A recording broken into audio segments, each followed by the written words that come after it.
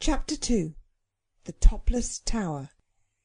The children had seen the phoenix egg hatched in the flames in their own nursery grate, and had heard from it how the carpet on their own nursery floor was really the wishing carpet, which would take them anywhere they chose. The carpet had transported them to bed at just the right moment, and the phoenix had gone to roost on the cornice supporting the window curtains of the boys' room. "Excuse me," said a gentle voice, and a courteous beak opened very kindly and delicately the right eye of Cyril. "I hear the slaves below preparing food. Awaken! A word of explanation and arrangement. I do wish you wouldn't—" The phoenix stopped speaking and fluttered away crossly to the cornice pole, for Cyril had hit out, as boys do when they are awakened suddenly, and the phoenix was not used to boys, and his feelings, if not his wings, were hurt. "Sorry," said Cyril, coming awake all in a minute. "Do come back. What was it you were saying? Something about bacon and rations?" The phoenix fluttered back to the brass rail at the foot of the bed. "I say, you are real," said Cyril. "How ripping! And the carpet?" "The carpet is as real as it ever was," said the phoenix rather contemptuously. "But, of course, a carpet's only a carpet, whereas a phoenix is superlatively a phoenix." "Yes, indeed," said Cyril. "I see it is. Oh, what luck! Wake up, Bobs. There's jolly well something to wake up for to-day, and it's Saturday too." "I've been reflecting," said the phoenix, "during the silent watches of the night, and I could not avoid the conclusion that you were quite insufficiently astonished at my appearance yesterday. The ancients were always very surprised. Did you by any chance expect my egg to hatch?" "Not us," Cyril said. "And if we had," said Anthea, who had come in her nightie when she heard the silvery voice of the phoenix, "we could never, never have expected it to hatch anything so splendid as you." The bird smiled. Perhaps you've never seen a bird smile. "You see," said Anthea, wrapping herself in the boys' counterpane, for the morning was chill, "we've had things happen to us before." And she told the story of the Psammead, or sand fairy. "Ah, yes," said the phoenix. "Psammeads were rare even in my time. I remember I used to be called the Psammead of the desert. I was always having compliments paid me. I can't think why." "Can you give wishes, then?" asked Jane, who had now come in too. "Oh, dear me, no," said the phoenix contemptuously. "At least... But I hear footsteps approaching. I hasten to conceal myself." And it did. I think I said that this day was Saturday. It was also Cook's birthday, and Mother had allowed her and Eliza to go to the Crystal Palace with a party of friends, so Jane and Anthea, of course, had to help to make beds and to wash up the breakfast cups and little things like that. Robert and Cyril intended to spend the morning in conversation with the phoenix, but the bird had its own ideas about this. "I must have an hour or two's quiet," it said. "I really must. My nerves will give way unless I can get a little rest. You must remember it's 2000 years since I had any conversation. I'm out of practice, and I must take care of myself. I've often been told that mine is a valuable life." So it nestled down inside an old hat box of father's, which had been brought down from the box room some days before, when a helmet was suddenly needed for a game of tournaments, with its golden head under its golden wing, and went to sleep. So then Robert and Cyril moved the table back and were going to sit on the carpet and wish themselves somewhere else. But before they could decide on the place, Cyril said, "I don't know. Perhaps it's rather sneakish to begin without the girls." "They'll be all morning," said Robert impatiently. And then a thing inside him, which tiresome books sometimes call the inward monitor, said, "Why don't you help them, then?" Cyril's inward monitor happened to say the same thing at the same moment, so the boys went and helped to wash up the teacups and to dust the drawing-room. Robert was so interested that he proposed to clean the front doorsteps, a thing he had never been allowed to do. Nor was he allowed to do it on this occasion. One reason was that it had already been done by Cook. When all the housework was finished, The girls dressed the happy, wriggling baby in his blue highwayman coat and three-cornered hat, and kept him amused, while Mother changed her dress and got ready to take him over to Granny's. Mother always went to Granny's every Saturday, and generally some of the children went with her, but to-day they were to keep house, and their hearts were full of joyous and delightful feelings every time they remembered that the house they would have to keep had a phoenix in it, and a wishing carpet. You can always keep the lamb good and happy for quite a long time if you play the Noah's Ark game with him. It's quite simple. He just sits on your lap and tells you what animal he is, and then you say the little poetry piece about whatever animal he chooses to be. Of course, some of the animals, like the zebra and the tiger, haven't got any poetry because they are so difficult to rhyme to. The lamb knows quite well which are the poetry animals. "I'm a baby bear," said the lamb, snuggling down, and Anthea began, "I love my little baby bear. I love his nose and toes and hair. I like to hold him in my arm and keep him very safe and warm." And when she said very, of course, there was a real bear's hug. Then came the eel, and the lamb was tickled till he wriggled exactly like a real one. "I love my little baby eel. He is so squidgety to feel. He'll be an eel when he is big, but now he's just a tiny snig."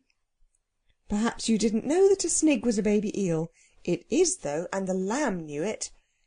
"Hedgehog now," he said, and Anthea went on. "My baby hedgehog, how I like ye, though your back's so prickly spiky. Your front is very soft, I've found, so I must love you front ways round." And then she loved him front ways round, while he squealed with pleasure. It is a very baby game, and of course the rhymes are only meant for very, very small people, not for people who are old enough to read books, so I won't tell you any more of them. By the time the lamb had been a baby lion, and a baby weasel, and a baby rabbit, and a baby rat, Mother was ready, and she and the lamb, having been kissed by everybody and hugged as thoroughly as it's possible to be when you're dressed for out of doors, were seen to the tram by the boys. When the boys came back, everyone looked at everyone else and said, "Now." They locked the front door, and they locked the back door, and they fastened all the windows. They moved the table and chairs off the carpet, and Anthea swept it. "We must show it a little attention," she said kindly. "We'll give it tea leaves next time. Carpets like tea leaves."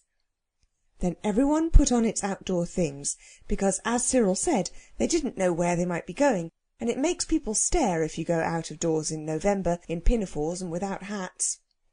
Then Robert gently awoke the phoenix, who yawned and stretched itself, and allowed Robert to lift it onto the middle of the carpet, where it instantly went to sleep again with its crested head tucked under its golden wing as before. Then everyone sat down on the carpet. "Where shall we go?" was, of course, the question, and it was warmly discussed. Anthea wanted to go to Japan. Robert and Cyril voted for America, and Jane wished to go to the seaside. "Because there are donkeys there," said she.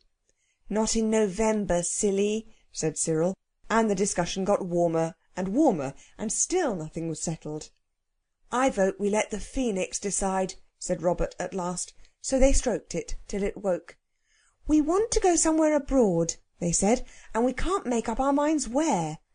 "Let the carpet make up its mind, if it has one," said the phoenix. "Just say you wish to go abroad." So they did, and the next moment the world seemed to spin upside down, and when it was right way up again, and they were ungiddy enough to look about them, they were out of doors. Out of doors. This is a feeble way to express where they were.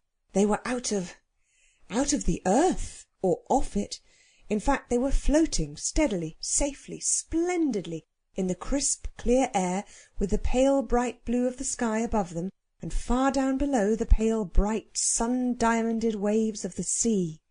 The carpet had stiffened itself somehow, so that it was square and firm like a raft, and it steered itself so beautifully, and kept on its way so flat and fearless, that no one was at all afraid of tumbling off.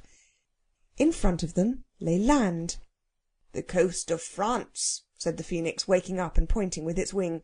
"Where do you wish to go? I should always keep one wish, of course, for emergencies, otherwise you may get into an emergency. from which you can't emerge at all. But the children were far too deeply interested to listen. "I tell you what," said Cyril, "let's let the thing go on, and when we see a place we really want to stop at, why, we'll just stop. Isn't this ripping?" "It's like trains," said Anthea, as they swept over the low-lying coastline and held a steady course above orderly fields and straight roads bordered with poplar trees. "Like express trains, only in trains you can never see anything because of grown-ups wanting the windows shut, and then they breathe on them, and it's like ground glass, and nobody can see anything, and then they go to sleep." "It's like tobogganing," said Robert. "So fast and smooth, only there's no doormat to stop short on. It goes on and on." "You darling Phoenix," said Jane, "it's all you're doing. Oh, look at that ducky little church, and the women with flappy-cappy things on their heads." "Don't mention it," said the Phoenix with sleepy politeness. "Oh," said Cyril, summing up all the rapture that was in every heart. "Look at it all. Look at it, and think of the Kentish Town Road."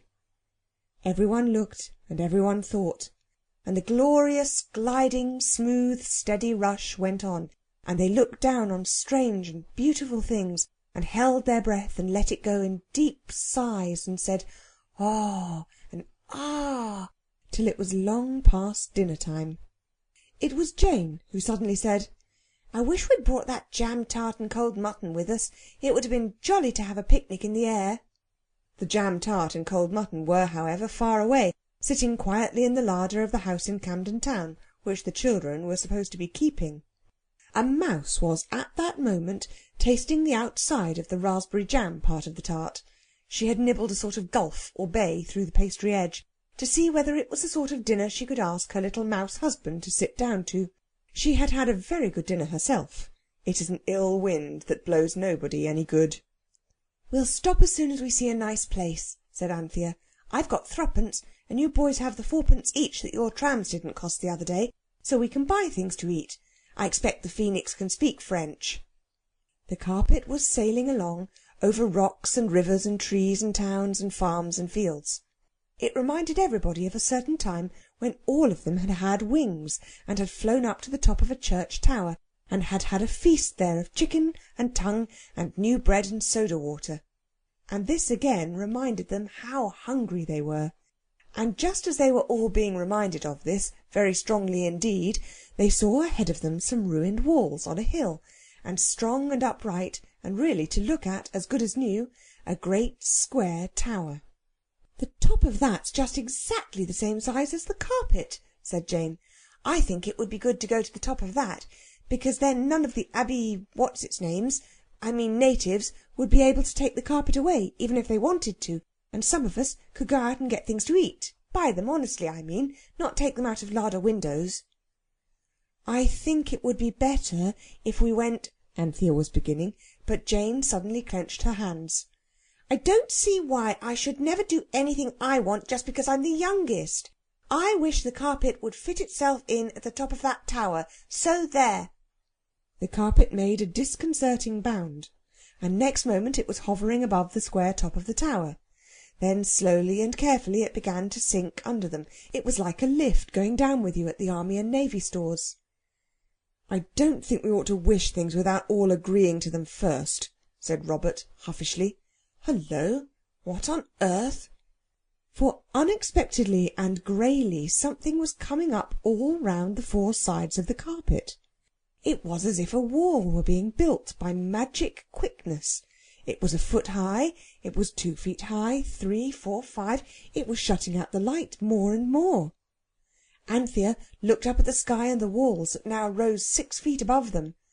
"We're dropping into the tower!" she screamed. "There wasn't any top to it, so the carpet's going to fit itself in at the bottom." Robert sprang to his feet. "We ought to have... Hullo, an owl's nest!" He put his knee on a jutting smooth piece of grey stone and reached his hand into a deep window slit, broad to the inside of the tower and narrowing like a funnel to the outside. "Look sharp!" cried everyone, but Robert did not look sharp enough. By the time he had drawn his hand out of the owl's nest, there were no eggs there, the carpet had sunk 8 feet below him. "Jump, you silly cuckoo!" cried Cyril with brotherly anxiety. But Robert couldn't turn round all in a minute into a jumping position. He wriggled and twisted and got on to the broad ledge, and by the time he was ready to jump, the walls of the tower had risen up 30 feet above the others, who were still sinking with the carpet, and Robert found himself in the embrasure of a window, alone, for even the owls were not home that day. The wall was smoothish, there was no climbing up, and as for climbing down, Robert hid his face in his hands and squirmed back and back from the giddy verge, until the back part of him was wedged quite tight in the narrowest part of the window-slit. He was safe now, of course, but the outside part of his window was like a frame to a picture of part of the other side of the tower. It was very pretty, with moss growing between the stones and little shiny gems, but between him and it there was the width of the tower, and nothing in it but empty air. The situation was terrible. Robert saw in a flash that the carpet was likely to bring them into just the same sort of tight places that they used to get into with the wishes that the Psammead granted them. And the others! Imagine their feelings as the carpet sank slowly and steadily to the very bottom of the tower, leaving Robert clinging to the wall. Robert did not even try to imagine their feelings. He had quite enough to do with his own, but you can. As soon as the carpet came to a stop on the ground at the bottom of the inside of the tower, it suddenly lost that raft-like stiffness which had been such a comfort during the journey from Camden Town to the Topless Tower, and spread itself limply over the loose stones and little earthy mounds at the bottom of the tower, just exactly like any ordinary carpet. Also it shrank suddenly so that it seemed to draw away from under their feet, and they stepped quickly off the edges and stood on the firm ground, while the carpet drew itself till it was its proper size, and no longer fitted exactly into the inside of the tower, but left a quite big space all around it. Then across the carpet they looked at each other, and then every chin was tilted up, and every eye sought vainly to see where poor Robert had got to. Of course they couldn't see him. "I wish we hadn't come," said Jane. "You always do," said Cyril briefly. "Look here, we can't leave Robert up there. I wish the carpet would fetch him down." The carpet seemed to awake from a dream and pull itself together. It stiffened itself briskly and floated up between the four walls of the tower. The children below craned their heads back and nearly broke their necks in doing it. The carpet rose and rose. It hung poised darkly above them for an anxious moment or two. Then it dropped down again, threw itself on the uneven floor of the tower, and as it did so tumbled Robert out onto the uneven floor of the tower. "Oh, glory!" said Robert. "That was a squeak. You don't know how I felt. I say, I've had about enough for a bit. Let's wish ourselves at home again and have a go at that jam-tart and mutton. We can go out again afterwards." "Right-o," said everyone, for the adventure had shaken the nerves of all. So they all got onto the carpet again and said, "I wish we were at home." And lo and behold, they were no more at home than before. The carpet never moved. The Phoenix had taken the opportunity to go to sleep. Anthea woke it up gently. "Look here," she said. "I'm looking," said the Phoenix. "We wished to be at home, and we're still here," complained Jane. "No," said the Phoenix, looking about it at the high dark walls of the tower. "No, I quite see that." "But we wish to be at home," said Cyril. "No doubt," said the bird politely. "And the carpet hasn't moved an inch," said Robert. "No," said the Phoenix, "I see, it hasn't." "But I thought it was a wishing carpet." "So it is," said the Phoenix. "Then why?" asked the children all together. "I did tell you, you know," said the Phoenix, "only you are so fond of listening to the music of your own voices. It is indeed the most lovely music to each of us, and therefore—" "You did tell us what?" interrupted an exasperated Cyril. "Why, that the carpet only gives you 3 wishes a day. And you've had them." There was a heartfelt silence. "Then how are we going to get home?" said Cyril at last. "I haven't any idea," replied the Phoenix kindly. "Can I fly out and get you any little thing?" "How could you carry the money to pay for it?" "It isn't necessary. Birds always take what they want. It is not regarded as stealing, except in the case of magpies." The children were glad to find they had been right in supposing this to be the case, on the day when they had wings and had enjoyed somebody else's ripe plums. "Yes, let the phoenix get us something to eat, anyway," Robert urged. "If you will be so kind, you mean," corrected Anthea in a whisper. "If it will be so kind, and we can be thinking while it's gone." So the phoenix fluttered up through the grey space of the tower and vanished at the top, and it was not till it had quite gone that Jane said, "Suppose it never comes back?" It was not a pleasant thought, and though Anthea at once said, "Of course it will come back. I'm certain it's a bird of its word," a further gloom was cast by the idea, for curiously enough there was no door to the tower, and all the windows were far, far too high to be reached by the most adventurous climber. It was cold, too, and Anthea shivered. "Yes," said Cyril, "it's like being at the bottom of a well." The children waited in a sad and hungry silence, and got little stiff necks with holding their little heads back to look up the inside of the tall grey tower to see if the phoenix was coming. At last it came. It looked very big as it fluttered down between the walls, and as it neared them the children saw that its bigness was caused by a basket of boiled chestnuts, which it carried in one claw. In the other it held a piece of bread, and in its beak was a very large pear. The pear was juicy, and as good as a very small drink. When the meal was over, everyone felt better, and the question of how to get home was discussed without any disagreeableness. But no one could think of any way out of the difficulty, or even out of the tower, for the phoenix, though its beak and claws had fortunately been strong enough to carry food for them, was plainly not equal to flying through the air with 4 well-nourished children. "We must stay here, I suppose," said Robert at last, "and shout out every now and then, and someone will hear us and bring ropes and ladders and rescue us like out of mines, and they'll get up a subscription to send us home, like castaways." "Yes, but we shan't be home before Mother is, and then Father'll take away the carpet and say it's dangerous or something," said Cyril. "I do wish we hadn't come," said Jane, and everyone else said shut up, except Anthea, who suddenly awoke the phoenix and said, "Look here, I believe you can help us. Oh, I do wish you would." "I will help you as far as lies in my power," said the phoenix at once. "What is it you want now?" "Why, we want to get home," said everyone. "Oh," said the phoenix. "Ah, yes. Home, you said. Meaning?" "Where we live, where we slept last night, where the altar is that your egg was hatched on." "Oh, there," said the phoenix. "Well, I'll do my best." It fluttered onto the carpet and walked up and down for a few minutes in deep thought. Then it drew itself up proudly. "I can help you," it said. "I am almost sure I can help you. Unless I am grossly deceived, I can help you. You won't mind my leaving you for an hour or two?"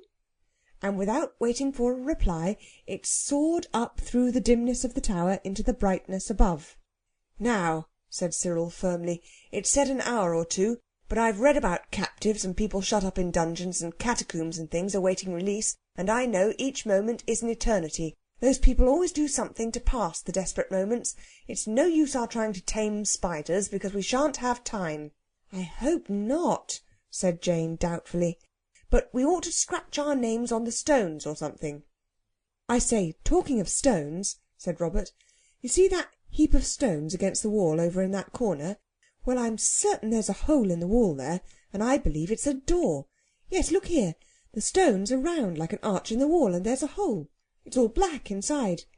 He had walked over to the heap as he spoke, and climbed up to it, dislodged the top stone of the heap, and uncovered a little dark space. Next moment everyone was helping to pull down a heap of stones, and very soon everyone threw off its jacket, for it was warm work. "It is a door," said Cyril, wiping his face, "and not a bad thing either if—" He was going to add, "if anything happens to the phoenix," but he didn't for fear of frightening Jane. He was not an unkind boy when he had leisure to think of such things. The arched hole in the wall grew larger and larger. It was very, very black, even compared with the sort of twilight at the bottom of the tower. It grew larger because the children kept pulling off the stones and throwing them down into another heap. The stones must have been there a very long time, for they were covered with moss, and some of them were stuck together by it. So it was fairly hard work, as Robert pointed out. When the hole reached to about halfway between the top of the arch and the tower, Robert and Cyril let themselves down cautiously on the inside and lit matches. How thankful they felt then that they had a sensible father who did not forbid them to carry matches as some boys' fathers do. The father of Robert and Cyril only insisted on the matches being of the kind that strike only on the box. "It's not a door, it's a sort of tunnel," Robert cried to the girls after the first match had flared up, flickered, and gone out. "Stand off, we'll push some more stones down." They did, amid deep excitement. And now the stone heap was almost gone, and before them the girls saw the dark archway leading to unknown things. All doubts and fears as to getting home were forgotten in this thrilling moment. It was like Monte Cristo. It was like... "I say," cried Anthea suddenly, "come out. There's always bad air in places that have been shut up.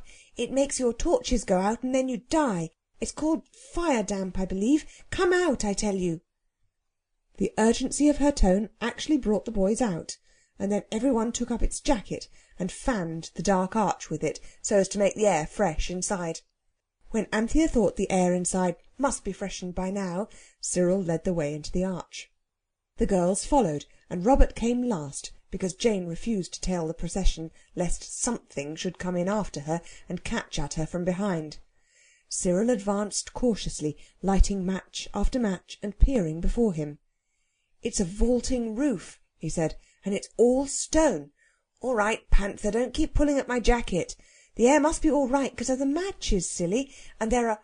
Look out, there are steps down." "Oh, don't let's go any farther," said Jane, in an agony of reluctance. It's a very painful thing, by the way, to be in. "I'm sure there are snakes or dens of lions or something. Do let's go back and come some other time with candles and bellows for the fire damp." "Let me get in front of you, then," said the stern voice of Robert from behind. "This is exactly the place for buried treasure, and I'm going on anyway. You can stay behind if you like." And then, of course, Jane consented to go on. So very slowly and carefully the children went down the steps. There were 17 of them, and at the bottom of the steps were more passages branching 4 ways, and a sort of low arch on the right-hand side made Cyril wonder what it could be, for it was too low to be the beginning of another passage. So he knelt down and lit a match, and stooping very low, he peeped in. "There's something," he said, and reached out his hand. It touched something that felt more like a damp bag of marbles than anything else that Cyril had ever touched. "I believe it is buried treasure," he cried. And it was, for even as Anthea cried, "Oh, hurry up, Squirrel, fetch it out," Cyril pulled out a rotting canvas bag, about as big as the paper ones the greengrocer gives you, with Barcelona nuts in for 6pence. "There's more of it, a lot more," he said. As he pulled, the rotten bag gave way, and the gold coins ran and span and jumped and bumped and chinked and clinked on the floor of the dark passage. I wonder what you would say if you suddenly came upon a buried treasure. What Cyril said was, "Oh, bother, I've burnt my fingers," and as he spoke he dropped the match. "And it was the last," he added. There was a moment of desperate silence. Then Jane began to cry. "Don't," said Anthea. "Don't, Pussy. You'll exhaust the air if you cry. We can get out all right." "Yes," said Jane through her sobs. "And find the phoenix has come back and gone away again because it thought we'd gone home some other way. Oh, I wish we hadn't come." Everyone stood quite still.